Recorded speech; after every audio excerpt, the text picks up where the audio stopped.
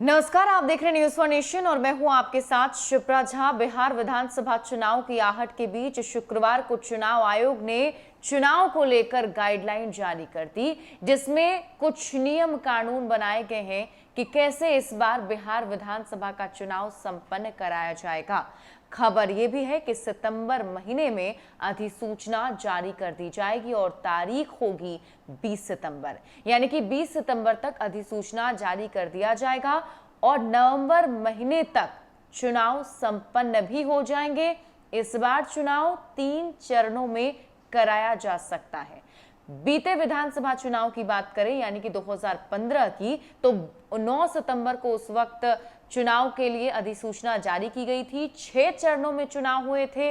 नवंबर के आखिरी हफ्ते तक सरकार का गठन भी हो चुका था। कुछ उसी प्रकार की प्रक्रिया इस बार होगी, लेकिन कोरोना को ध्यान में रखते हुए इस बार 3 ही चरणों में चुनाव संपन्न कराया जा सकता है। इन सब के अलावा कुछ गाइडलाइंस मतदाताओं के लिए और कुछ गाइडलाइंस नेताजी के लिए दिए गए हैं।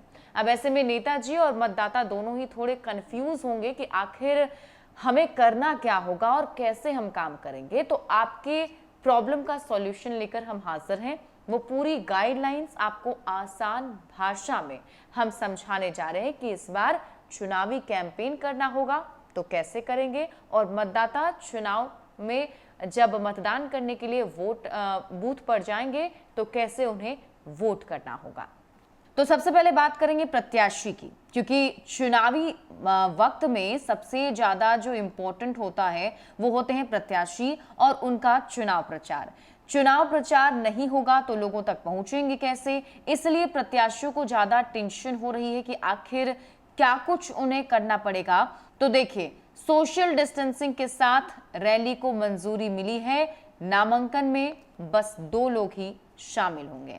साथ ही साथ अगर डोर टू डोर कैंपेनिंग करने के लिए जा रहे हैं तो प्रत्याशी सहित 5 लोग ही वहां पर जा सकेंगे। मतलब साफ है कि एक प्रत्याशी होंगे तो उनके साथ 4 और लोग बस रह सकते हैं। प्रत्याशी नामांकन, हलफनामा और जमानत राशि ऑनलाइन जमा कर सकेंगे। इसका प्रिंट रिटर्निंग ऑफिसर के पास जमा कराना होगा। नामांकन के लिए प्रत्याशी 2 लोगों और 2 वाहनों के साथ जा सकेंगे। घर घर प्रचार भी प्रत्याशी समेत 5 व्यक्ति ही कर सकेंगे। जनसभा और रोड शो को अनुमति तभी मिलेगी जब गृह मंत्रालय और राज्य सरकारों के निर्देशों का पालन किया जाएगा। रोड शो के काफिले में हर 5 वाहनों के बाद गैप रखना होगा। इसमें सिक्योरिटी वाहन भी शामिल हैं। अब तक यह संख्या 10 थी। सभा और रैलियों कोविड-19 के दिशा निर्देशों के तहत हो सकेंगे। मतलब साफ है कि आप रैली कर पाएंगे, सभा हो पाएगी, लेकिन वहां पर भी आपको सोशल डिस्टेंसिंग मेंटेन करना होगा और मास्क तो पहनना ही होगा। जिला चुनाव अधिकारी रैली के लिए मैदान चिन्हित करेंगे। रैली में आने जाने के अलग अलग रास्ते होंगे। सोशल डिस्टेंसिंग के मार्क बनाने होंगे। तय संख्या से अधिक लोग नहीं आ पाएंगे। और इन सब के अलावा एक सख्त गाइडलाइन जो है वो भी दी गई है। मास्क पहनकर न आने वालों के लिए रिजर्व मार्क्स रहेंगे। निर्देश नहीं मानने पर आईपीसी धारा 188 व आपदा प्रबंधन कानून के तहत कार्रवाई भी हो सकती है। यानी कि प्रत्याशियों को ये बात ध्यान रखना होगा, जो वो गाइडलाइंस दिए गए हैं उनको फॉलो करना ही पड़ेगा। अब बात कर लेते हैं कि मतदाता के लिए क्या कुछ खास है, उनके लिए क्या कुछ गाइडलाइन जारी की गई है। अगर मतदाता कोविड संदिग्ध हैं, मतलब अगर आपको बुखार है या फिर ऐसा लग रहा है कि आप कोविड से संक्रमित हो सकते हैं, अगर किसी को शक भी है, तो आप जो है वहां बूथ पर जाकर वोट नहीं कर पाएंगे। आपको क्वारंटीन डाक मत से वोट देने होंगे। ईवीएम बटन दबाने और रजिस्टर पर हस्ताक्षर के लिए डिस्पोजल दस्ताने मिलेंगे। अब बात करते हैं कि मतदाताओं के लिए क्या कुछ खास है। तो मतदाता जो हैं जब वो बूथ पर पहुंचेंगे तो एक बूथ पर 1000 से ज्यादा मतदाता नहीं होंगे। वोटिंग से एक दिन पहले बूथ सैनिटाइज किया जाएगा। साबुन, पानी और सैनिटाइजर वहां पर उपलब्ध होगा। अगर मतदाता वहां पर जाते हैं तो सबसे पहले उन्हें सैनिटाइज करना पड़ेगा हैंड को, या फिर वॉश भी कर सकते हैं।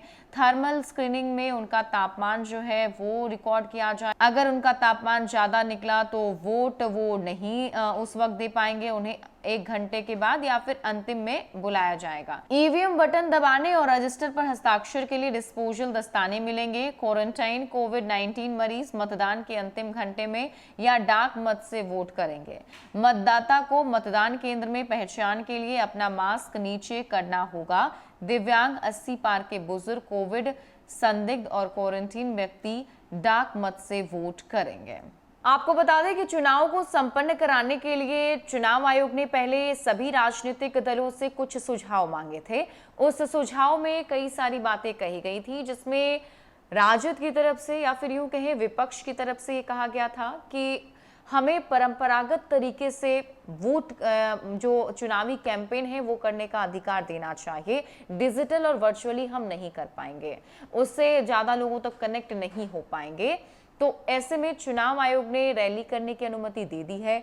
सभा भी कर सकते हैं, रोड शो भी हो सकता है, डोर टू डोर कैंपेनिंग भी हो सकती है, जो पहले भी होती थी। लेकिन इस वक्त में आपको बस ध्यान रखना होगा कि ज्यादा से ज्यादा भीड़ ना जुटे, सोशल डिस्टेंसिंग मेंटेन हो सके और मास्क जो है वो तो पहनना ही पड़ेगा। सैनिटाइजर जो है साथ में रखना पड़ेगा, अपने हैंड को बार बार सैनिटाइज भी करना पड़ेगा। इसके अलावा जितने भी मतदाता हैं वो उसी तरीके से मतदान करने के लिए जाएंगे जैसे वो जाते थे।